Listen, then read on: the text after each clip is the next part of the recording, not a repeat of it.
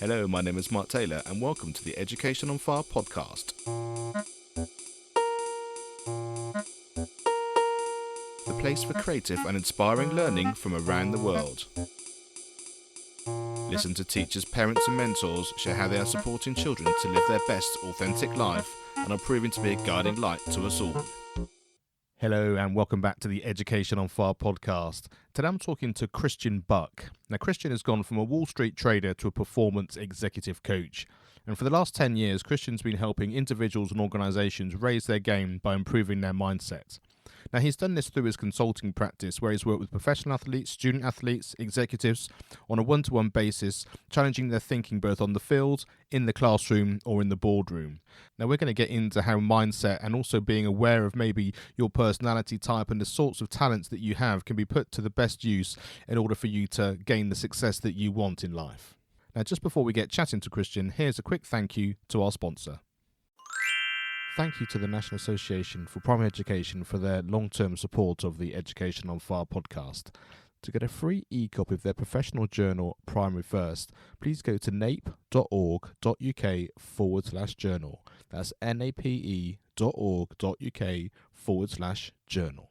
Hi Christian, welcome to the Education on Fire podcast. Thanks so much for being here, and I'm excited to understand this relationship between your early career in Wall Street all the way through to being a coach now and that transition. So take us through that journey a little bit. Sure. Thanks so much for having me, first of all. So after college, graduating with basically an advertising major in art history, I went into the family business, so to speak. My two brothers were working at Wall Street on the floor of the American Stock Exchange, trading options. And, it was one of those things where I just sort of got caught up in it and went there, and I ended up doing it for about 11 years. And I was trading on the floor in the pits, with the jackets and the screaming. And so the stress that came along with that. And then I had my own brokerage, executing options on the floor. But then it was just too much stress. So then you had 9/11 in there, and I started to look at life, why am I doing this kind of thing? And in 2006, I decided that I was going to go get my master's in sports psychology. I figured out a whole bunch of things along the way. I was, you'll appreciate this. I was a drummer. I was a goalie. I was a background guy. I don't want to be the lead singer. And so, I read every golf psychology book there was. And, I liked going to different places rather than an office. And anyway, that led me into the sports psychology realm. So I went full time for 2 years. And then since then, I've been doing, working with athletes, teams, and executives on applying sports psychology to whatever they want to perform better at. Whether it's the athlete who wants to perform better, or the student, or the executive, that we all have starting points, and you don't need to be sick in order to get better. And that's sort of where I come in. And I think we all understand sports. So it's whatever you're trying to perform in, just using those sports vernaculars to get the point across, make it an easy transfer.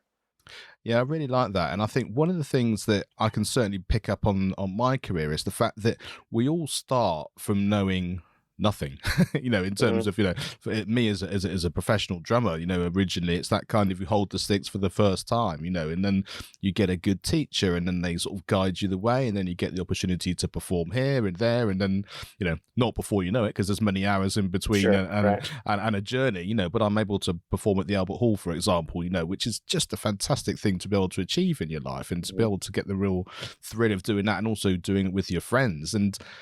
But I think it's understanding that there's a journey to all this as well, isn't there? That, it's not, you take it from wherever you are, whether you're just starting out or whether you're in the middle or the end, whatever that will be perceived to be. And you take it from where you are, and then you use the skills that you're talking about. Yeah. If we're talking, in the sports psychology tones, that, a lot of people, including myself, we become result oriented. And, I was never particularly good at math. I especially found that out when, I was around some of these guys that were MIT grads and, and Yale and Harvard and Stanford. And it hit me after a while that I was only doing it because of the potential reward and monetary reward. And I recognized that, it's buy low, sell high. And that's it. And so I didn't feel like it was congruent with how I wanted to live my life. Now, other people get really excited about that. There's something about the competitive nature of it, or, beating the market or whatever it happens to be. It never was congruent with how I wanted to live my life. So I went back to the basics of, who am I? And then figured out, okay, what do I love to do? And then create a job out of that. And most people say, okay, well, what jobs are out there? Do I want to do that? I look at it the other way. Who am I? And then what would I do if I didn't get paid for it? And I guess it's that kind of, the passion comes from the type of thing you're involved in, doesn't it? It comes from, like I say, something inside that lights your fire. I mean, that's exactly what we're here in terms of Education on Fire as a podcast. But what you don't always know is all the little steps and exactly what the final outcome will be. You might have a really clear goal and you might be so driven that you get there. But often, even if you get to what you think is that final destination, the way you get there and the people you come across aren't necessarily in that same sort of one step after the other idea. Yeah, Bob Proctor talks about 3 different types of goals. And this isn't a really interesting thing that I certainly never thought about, but it really, after doing it for a while now, starts to make sense. That you have your type A goal, which is, I want a new car, right? And if you're an adult and even if you're younger, 18, 19, you could figure out how to get a new car. It doesn't necessarily have to be brand new, but new to you. The second one is the one that we commonly think about is, okay, this is the goal that I want. This is the amount of money I want to make. This is the house, or whatever happens to be. It's a job I want. And we could figure out, okay, if I do X, Y, and Z, that would lead to that job. I need to put in a certain amount of hours, or I need to, start a business, or whatever it happens to be. We could figure that out. The type C goal is the one that I find the most interesting. It's a goal that something you want, but you don't know how to get it. So, it could be, a large house. It could be a house on the water. It could be a boat, whatever it is, where you think, boy, I have no idea how I would do that. But when you create the image, now it's real.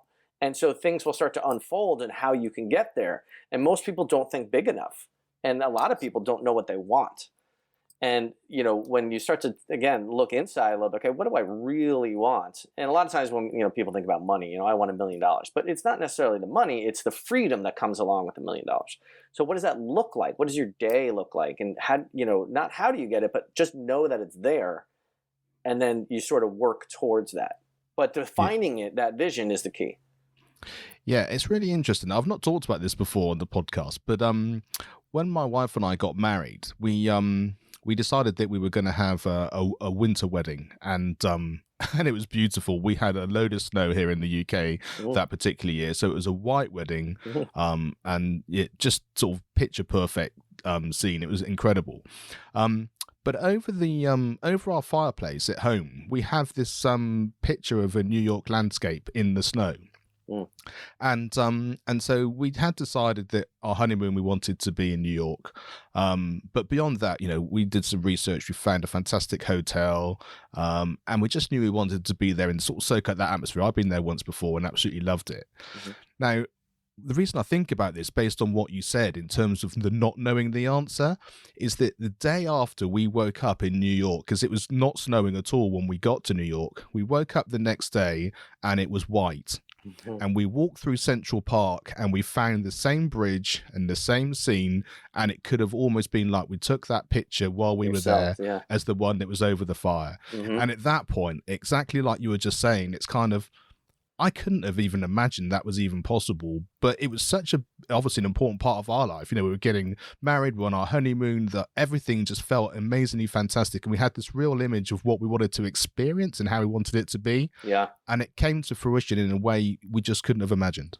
Yeah. And there's a couple of things there. That one of them is, the feeling that you have, looking at that picture, like, oh, and you can start to feel like, oh, that would be so amazing to see that. So now you're taking a vision and you're connecting your emotions with it, and now you're tied to it in a sense, right? And then it goes into quantum physics and that type of stuff. But the other aspect of that is a lot of people would say, well, that's just coincidence.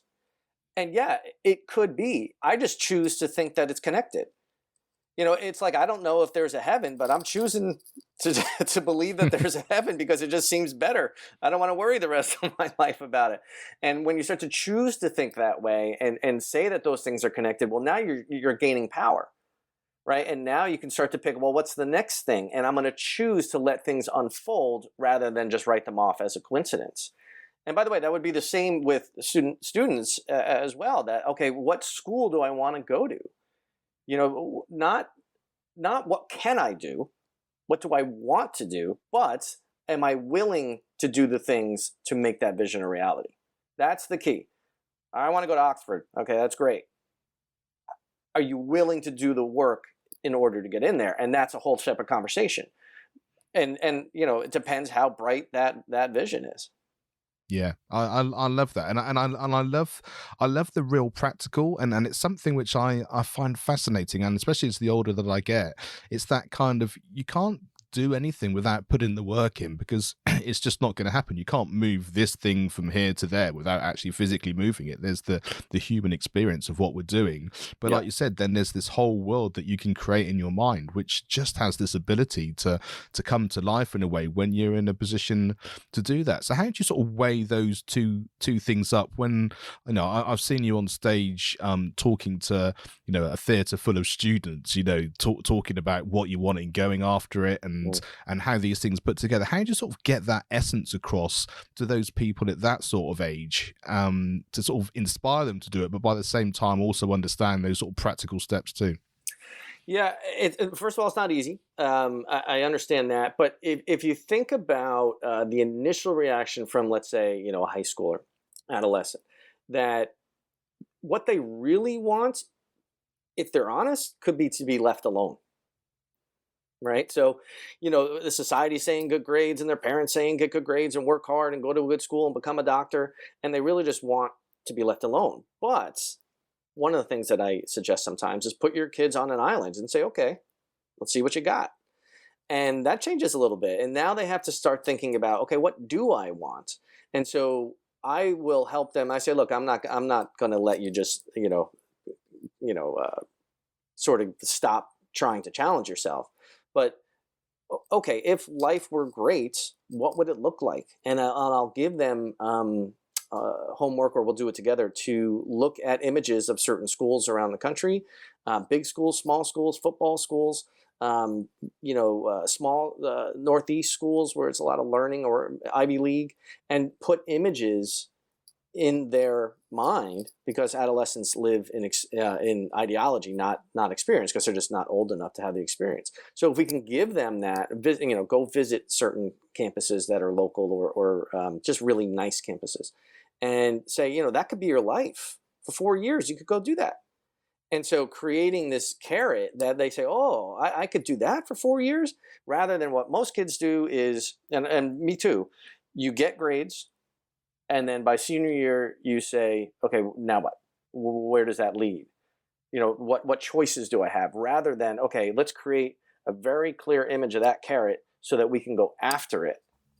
And then they want to do it on their own. And it's interesting for me, this, because I always wanted to be a musician. There was something about, and the interesting story of it is the fact that I never always did want to be. That's the I went from primary to secondary school, and we had to learn a musical instrument when we went to secondary school. So I was sort of age 12, and I thought, yeah, drums, that's got to be the best of a bad bunch, because I'm not that bothered about it. I'm just going to go on and do it. Got there, had the opportunity, and just fell in love with it. And not only did I fall in love with it in terms of I really like this was a good fun thing to do, I felt like it gave me a voice where I showed up as me. I was able to communicate in a world as a teenager through music, which I wasn't able to do in that sort of traditional teenagery kind of way. We all know what that's like as you're going through adolescence.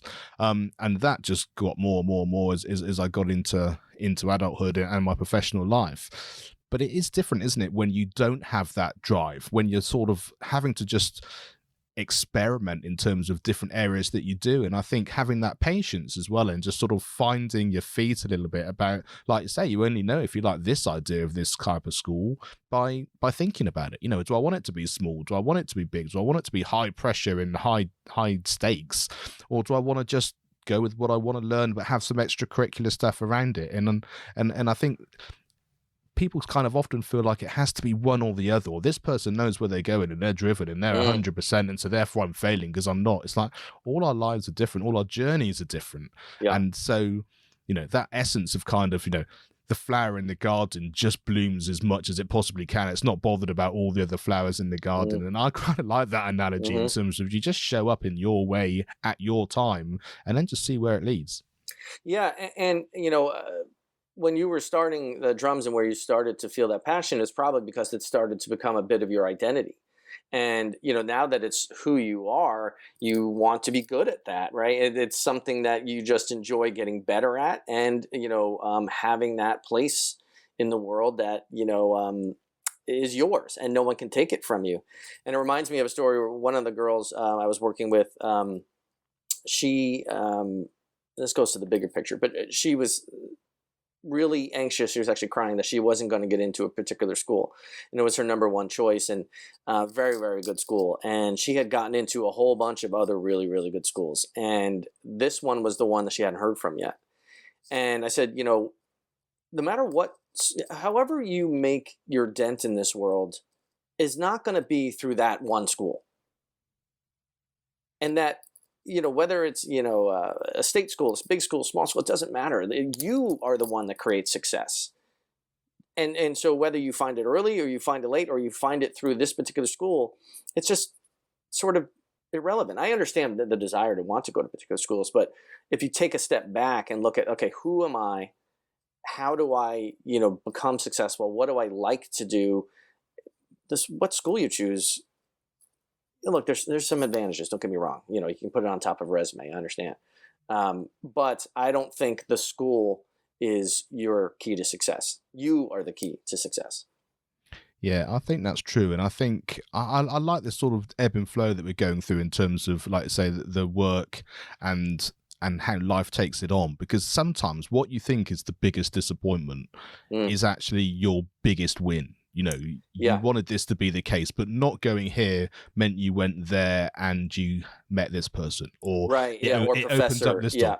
Exactly. And so that's where that kind of funny dichotomy comes between kind of, no, I'm really strong-willed and I want to be here, but life has a way of knowing what's best for you, and you have to kind of have that strong will, and you have to put the work in, as we've been saying, but you also have to let go of it all and be guided in some way, whether it's, you call it intuition or God or divine guidance, whatever it is that is your kind of belief set.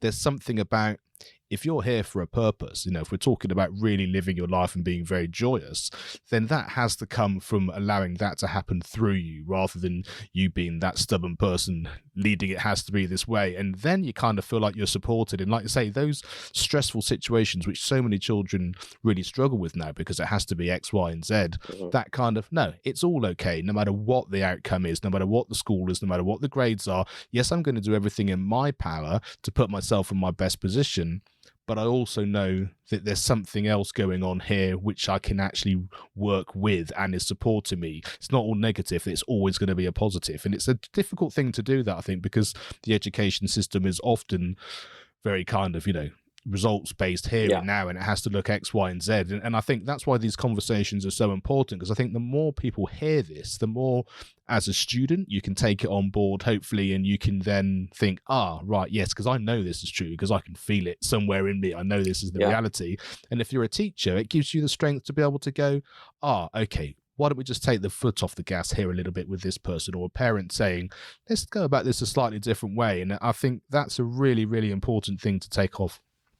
Yeah, you know, again, this reminds me of another story. One of my girls, very mature, and I have to admit that, but she was one of the best athletes in her.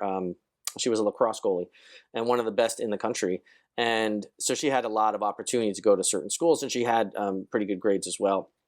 And she actually went from like a 82 average to a 96 average. And we used her work ethic that she uses on the field and just applied that to school. And so by the time she was getting recruited, she actually had committed to one of the best schools in the U.S. And even though she committed, a year later, she found out she got rejected from admissions. So here you are with this identity. You got the sweatshirt, you got the sticker on the back of your parents' car. You're all excited for a whole year. You're a 17-year-old girl going to one of the best schools in the world. And now you have to tell everyone you didn't get in. So we decided a long time ago that we were going to, be successful no matter where she went. And because she was going to one of the best schools in the world, that, how do you do that? How do you use that to your advantage? Anyway, she found out on Thursday that she was rejected. By Tuesday, she had offers from Maryland, Notre Dame, and Duke University. And she went to visit Maryland, and she said, this place is great. I could play for a national championship. I could play right away. The business school is pretty good. And, I think, I'm going to go here. I said, look, that's great. But I got a hard time saying no to Duke and Notre Dame before, at least talking to him. And she said, well, we decided a long time ago, I'm going to be successful no matter what. And I was like, you're right. She doesn't have to go to those other schools. She would be successful. I just know it. And so it's this, like you said, it's this sort of intrinsic awareness of, I have the ability to do whatever I need to do to get it done, to be successful. And what school I go to shouldn't matter. Now, there are stepping stones that certainly help. If you go, in the U.S., if you graduate from an Ivy League school, the name helps, no doubt. But you could graduate from anywhere and still have the same success. Because one of the things I find is the most successful, especially when one of the characteristics I find is most important, especially with executives, is conviction, is knowing yourself, knowing your beliefs, believing in what you believe, which is an odd thought. But that knowledge about yourself allows you to apply it to any school you want. And like you said, it takes the pressure off what school I have to go to. I have to do this. I have to get good grades. If you're just someone who works hard and is driven, you'll get good grades. And the working hard is the key. Yeah, absolutely. And the vision, by the way. And one other thing, too, that I think you'll appreciate. So I read this somewhere in a book, and I don't remember who did it, but there's two different types of people. There's motorboats and corks. Motorboats create the wakes, and the corks just float around in them. And the motorboats have fuel, and they're driven somewhere. They're going somewhere. They're driven towards something. And that fuel is what I help kids find. What is the fuel that's going to help them become the motorboat and get somewhere rather than just wait around and see what happens? Yeah, and I guess that takes us quite neatly onto your sort of 5 types of athletes or executives. And I think it's really personality types, isn't it, as well, that we can apply to students generally? Because I found that really interesting, because I think that identification of maybe where you are as opposed to where you want to go, or even like you said in that particular example, seeing that maybe you are a cork rather than a motorboat and how you can do that. So just take us through those five types and how that's worked in your experience. Sure. So there's the workhorse, the rookie, the natural talent, spectator, and the intellectual. And the workhorse is, and I should say that I discovered these over about 4 or 5 years of working with, dozens and dozens of students full time for the whole year. So I had a really good started to really get a good idea of how each one works and what, ones that shifted from one to the next, and where that catalyst was that started to spark their interest in working hard. And so the workhorse is you usually can see it as an athlete, the one that gets there early, stays late, goes to the gym when they aren't asked, and they're practicing and they're working hard to improve.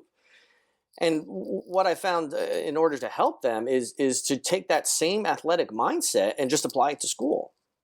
And so, I have the Sport of School Academy, and I wrote a book called The Sport of School, and it's treating school like a sport because they already do it. You're just not applying it there. They'll spend hours and hours and hours on the field, and then they don't do it towards school. You have to do 20 minutes of homework, and they can't do it. So then we talk about with them being the have it all or baller, right? Be the guy or girl that has it all. Be the one that works hard on the field, and just take that mindset and apply it to school. Now your grades are going up, and you're working hard on the field, and now more recruitable, and the confidence goes up, and so on and so forth. The rookie is the one who could be similar to a workhorse, but they just don't know the rules. They don't know the guidelines and necessities in order to get to another level. And the example I use is one of my guys, he had said, I asked him, texted him, how'd the quarter end up? And he said, oh, really good, B minus average. And for him, a B minus average was not really up to his potential. But he didn't know where that B minus leads him to. And if he had gotten an A minus or whatever, he might think, oh, I want to go Ivy League. I have a B minus average. And it's incongruent with, the reality of things. And just, as Derek Jeter was a rookie one year, he just had to learn the ropes. So it's not anything bad. It's just, we need to teach them. Okay, this is what it takes to go into, what schools do you want to go to? You just have a fun conversation. Oh, I'd love to go to that school. Okay, well, you need a A average or a B average, whatever it is. Oh, okay, now they're armed with that information, then they can start to transfer into that workhorse. The natural talent is a really interesting one that I did not see coming. They are out on the field or with the court or pitch or whatever it happens to be all the time. And it looks like they are working, but they're not. They're having fun because it comes naturally. And they're just out there enjoying it, being creative. They're usually very good. But if they don't know how to do math, they just don't do it. Oh, I don't get math. I'm not good at it. And where you can see this in the academic realm is someone who, I'm not a good writer.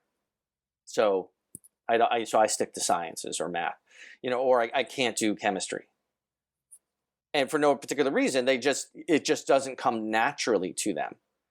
And so you can have it on either side of the athletic or the academic, type of athlete or student athlete, I should say. But each one, these natural talents need to learn how to work. The next one, the spectator, is the one who's sitting in the stands watching their life go by.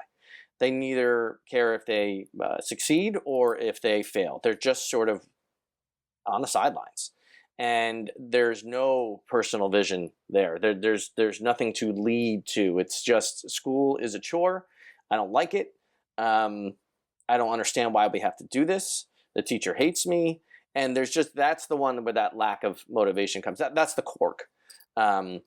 Just no focus on or no interest in making that personal vision unfold.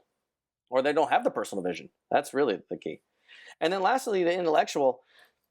The intellectual is the one that is driven and works really hard, has a very high bar, but they deal with anxiety from perfectionism and pressure and societal expectations, whether it's in sports or school, where are you going to play? You're so good, and people asking them constantly, what school are you going to play for? What coaches have you talked to? Or, hey, here we get good grades. So that's just the way it is. If you get a B plus, that's really seen as an F. And some schools do that, by the way, where they have the bar so high. Well, we all know that that's not true. So, you could work as hard as you want or as you can and get a B minus, and it's irrelevant, the B minus. It's if you work literally as hard as you can, that is the key. So the intellectual gets caught up in the results and this sort of artificial bar that they've created, that if they don't meet it, then it's a failure. Those are the 5 types. And once we know the types, we can start to, create a plan on how to help them get, be successful. Yeah. And that's, the naturally gifted person, I really understand. I've sort of witnessed this more than once, and sometimes they're gifted across the board, aren't they? Like you said, you sort of said about they were great on the court, but maybe not so much in math or whatever. I've seen some kids who are just gifted across everything. Yeah. But their biggest struggle was the fact that at some point, even if you're doing, quadratic equations or whatever it happens, whatever level you eventually get to, or whatever university or college you get to, sooner or later you just don't know. You run out of that natural knowledge or that natural way of soaking up, because you have to put the work in, or you have to put something in to get you that better. Even the Michael Jordans of this world are kind of like, they didn't just turn up and play. They put the work in as well. And at some point you've got to learn that, and it's quite hard to get that across. So I'm interested now you sort of explain these sort of 5 different types, and I'm sure there are people listening who go, oh yeah, I can sense that one or this one. That's kind of where I'm fitting in. Where do you go with that? I mean, I guess every journey's and every situation is personal, and so you change it, but are you shifting them through one to another? Are you shifting to get rid of all of the labels so that you're just in control? What do you do with it? Well, it's a way to normalize where they are. Number one, that a lot of, this isn't just one person I came up with that had, that was the Spectator, that, there's a lot of people that do this. And once we figure out where they are, and you're right, the labels aren't great, but once we figure out where they are, we can create a plan easier than if we just, threw everything against the wall. And so the Spectator, for example, if we know that they're a Spectator, and we can decide pretty quickly that they don't have a ton of ambition or like that vision that they're fighting for, that we can say, okay, or at least what I would do working with someone would be create images, to literally Google image schools and what it's like, what's the campus like, go visit schools, create images. One of my clients he said, when we were sort of debriefing at the end, I said, where do you fit now? And he goes, I was a Spectator, I became a Workhorse, and now I want to be an intellectual, where he's just driven on his own. Because the intellectual isn't necessarily all negative. None of these are all negative, by the way. But if you can combine that Workhorse mindset with the intellectual aspect of things, so creating these categories helps us define where they are and what they need to go, do to go forward in whatever category they're in. Yeah, because I think the clarity is the key, isn't it? Because it's that kind of, especially if I guess some people don't know they want it to be different because they just are. And I think that kind of, I just go to school, I don't like it, it just is what it is. And at some point I'm going to come out the other end. And there are some people who just desperately want it to be different, but I had no idea. Because how do I do that? Because my life is everything that I've known. And that takes us back to what you were saying about the fact you just don't have the experience. You only have what you've done so far. Yeah. And, the mentor, the coach, the adults can see that sort of bigger picture as they're coming in. And so it's a question of kind of, I know I'm struggling, but I don't know where. And I think that's why people like yourself, where you're able to come in and support people in such a way that it just dissolves, I think, some of that stuff, but with the understanding and the ability to make that change in practical ways, which I guess is kind of the ethos of our entire conversation, really, in terms of those sort of two dichotomies. And do you have a sort of a set sort of target that you try and do with everybody when you're coaching them? Is it kind of, we want to get from here to here, and then that's done, and then you debrief, or is it kind of an amount of time, or just someone needs something and you just see where it goes? How do you work in that situation? Yeah, so I used to do the whole school year. I worked with someone, so you signed up for the whole year. Now I've cut it down a little bit, but I think some people just know they need more time because they haven't quite figured it out yet. One of my guys, who's a great kid, total Spectator, but he just, and rookie, he just didn't know how to work. He just didn't understand. He goes, compared to my friends, I was paying attention. I figured I was way ahead of everybody else, but he didn't do homework, or sleeping patterns were just terrible. And we're still working now on, okay, how do we grind? How do we get that vision so tight that I'm just going to stay on top of things? And it's funny, it hasn't been about work ethic for him. It's been about staying on top of things. That is the one thing. And it takes time to do that. But the other aspect of this is, I think a lot of kids will appreciate this. Over the 100 plus, 150 kids that I've worked with over the last 10 years, every one of them, when they came to me first, admitted that on a scale of 1 to 10, they are a 6.5 as far as how hard they work. Everyone, 6, 7, 150 kids. You know what I mean? Like, that's amazing that they literally, all of them have, I mean, some might say 4, some might say a little lower. And so the key as far as where are we going is, okay, how do we get to a 9? And I don't think everyone should really work at a 10. I feel like that's a little overboard. my nephew, who is a real smart kid, but he works real hard. I was staying at my brother's house and was going to bed at 11 o'clock on a Friday, and his light was on. I said, "Hey, what are you doing?"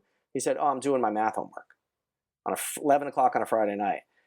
If you choose that, that's great, but that's a 10, and I don't think anyone needs to be on that level. So if it's 8.5, 9, I think that's a pretty realistic approach, and certainly it allows them to be themselves and not think, "Oh, I have to go crazy as far as work ethic." But one of the things that we talk about is, okay, we're 6.5. Why isn't it a 0? And most people think that you're going to say, well, why isn't it a 10? But why isn't it a 0? And your answer to getting to an 8.5 is from 0 to 6.5, because somewhere in there is I want to not fail out of school. I want to go to college or university. I want to get my parents would freak out if I went to a 0, whatever that is. But their bar, this is another really interesting thing, and one of the things that I help people do. Everybody has a certain thermostat temperature, right? We all have a thermostat, and whatever grades that you have, if you haven't really thought about this, is the number you're okay with. And that could be all A's, it could be all B's, it could be all C's. It doesn't matter. You got there somehow. Therefore, you've allowed that's what you're okay with. And so how do we raise that bar? Not because I want you to get, better grades, because I want you to learn that what you expect from yourself and the level that you're expecting you want it to rise. And this matters because when we're talking with adults, it's, when you get that first job, do you want to make X amount, or do you want to make 5X? Because if you expect X, you're going to get X.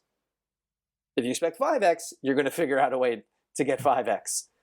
And so, one of the things that happens so often is, let's say their temperature is set at a B, at a B average, and then the first quarter is coming to an end, and they have like an A minus, and then they find a way to get to a B in the last week. It's just incredible how this happens. And so that's what we're trying to do, is help people raise that bar for themselves to play at another level. And it might take, 10 meetings. It might take a year, it might take longer. Some kids I've worked with for 3 or 4 years.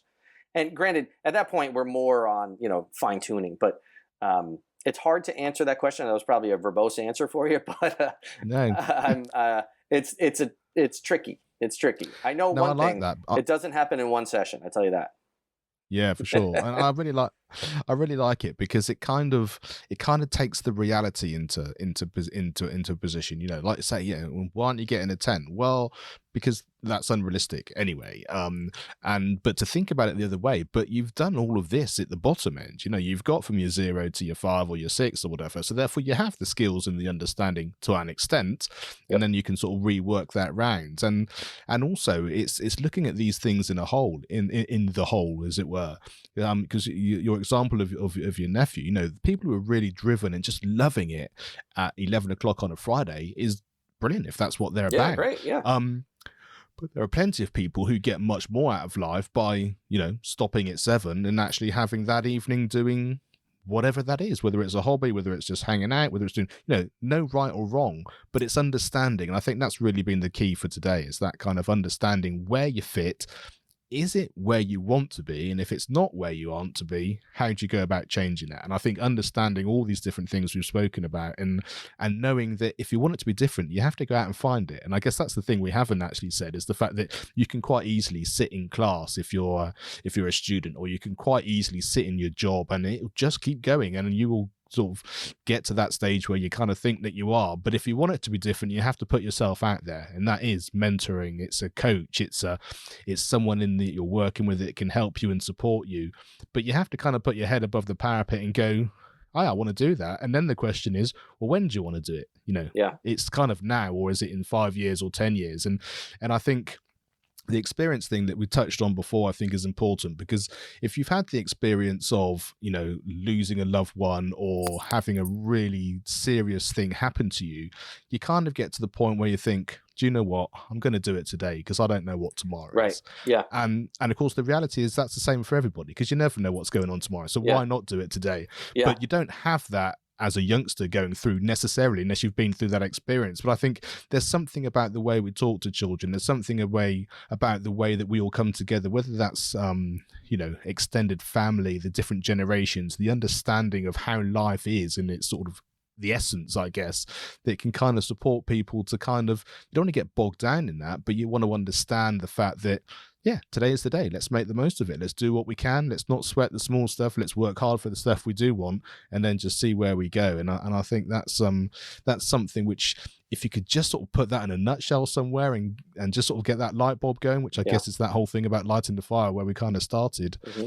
That's really what it's all about. If I could do anything about that, then that's kind of my real passion. And I think in terms of being a musician, it was always that kind of had my voice. And I think that's why I'm so passionate about this podcast now, is the fact that if I can find a way to get everyone listening to feel the same in whatever part of life that is, and to share people like you, Christian, who are able to actually come through and explain in much more clarity than I can about that, then I think that's a fantastic opportunity.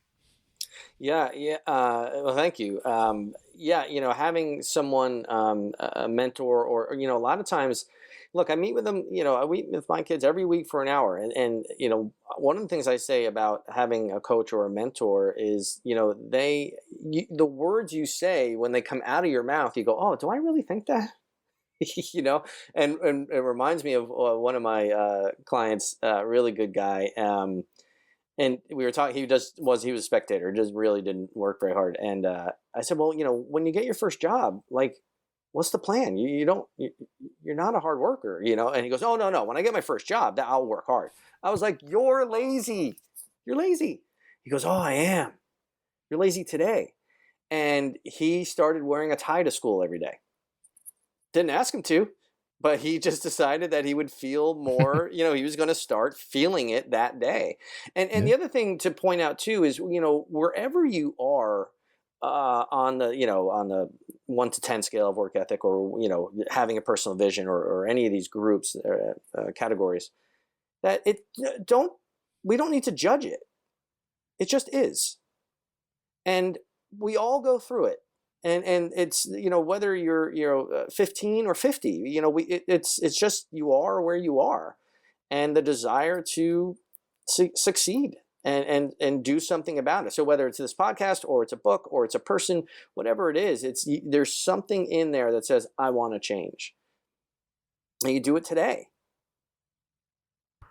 I really love that, and I think it's such a hard thing when we're talking about passion to have also that acceptance that it just is as well. Because certainly for me as a musician, you live on adrenaline, you live on fuel that's going in through the arts. You kind of, you're like that all the time.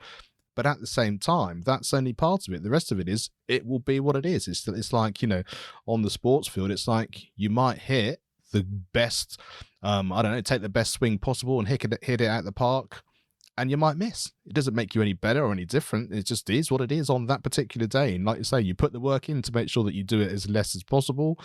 You do everything that you can, but you don't actually know. And actually then it doesn't matter. You just do what it is. And then you put your bad away at the end of the day, and then tomorrow's another day, and away you go. And a lot of people, they'll suppress their motivation by comparing. She's so smart. He's so smart. They're so good. I could never do that.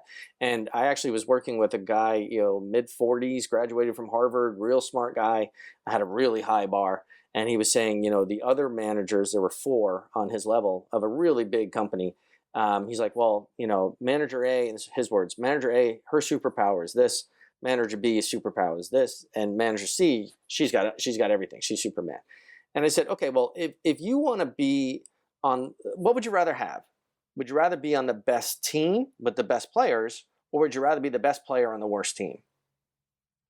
And he said, oh, no, I want to be on the best team with the best players. I said, yeah, so where you fit, you don't have to be them. You can be you. And he started to sort of deconstruct that idea of like, I'm not them. And we decided, getting maybe a little too into it, but that his core belief was I was made for this. And that to think about that all the time. I'm really good at what I do. Yeah, and also there are so many parts of that on there. We won't go too sure, far into that right. rabbit hole, but I think you're absolutely right. It's that kind of, you often can't see what you do, and actually just showing up as yourself, brings something. Or I love that idea of the managers. It might just be that you need to be the stability and the vision that enables all these other people to do what they do. Without you, doing what you deem to be nothing supersonic, although you probably are to be in that position to begin with, it enables everyone else to do whatever, and that's and what's really funny, by the way, not funny but really kind of cool, he got the promotion, which is a great wrapping on the end on that story. So being authentic to who you are, and again, it goes back to that conviction that you can believe in your authenticity. Yeah, for sure. So tell us where we can find out more, because I think we could be here for another 2 or 3 hours, but we're going to wrap it up here. But in terms of your book and your website and all of that, where people can just dive in and find out much more. Sure. So christianbuck.com is all this kind of stuff, but you can find my book on Amazon, Twitter, Instagram, although it's not as big there. LinkedIn, you can find it there, but christianbuck.com will have all the information. Fantastic, and we'll have links to all that and all the social and all the rest of the stuff on the show notes. So if in doubt, go to educationonfire.com, and then in the search bar just put Christian Buck, and all those things will just come up and go from there. But Christian, thank you so much for sharing your time and your wisdom. This is what I think is certainly needed for me in terms of my support for my teaching, and also in terms of being a parent. But I think also for people listening who just start to really get that support and clarity about what they can do if they want it to be different, or at least understand where they are in terms of understanding who they are, and like I say, then go from there. So thank you so much for being here today. No, thanks so much for having me. I really appreciate it. Thanks for listening to the Education on Fire podcast. For more information of each episode and to get in touch, go to educationonfire.com. Education is not the filling of a pail, but the lighting of a fire.